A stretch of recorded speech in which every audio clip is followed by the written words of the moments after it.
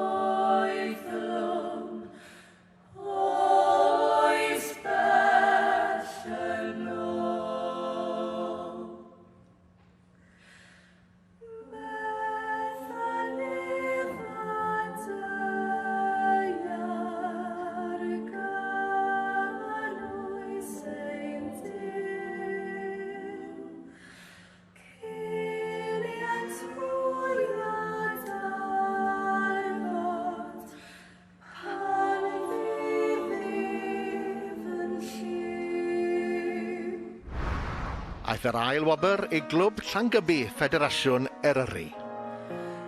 Oes y doethion neu anrhegion wrth ei brysau ar y gwair, a'r athus am i'r asidan, llawer trysori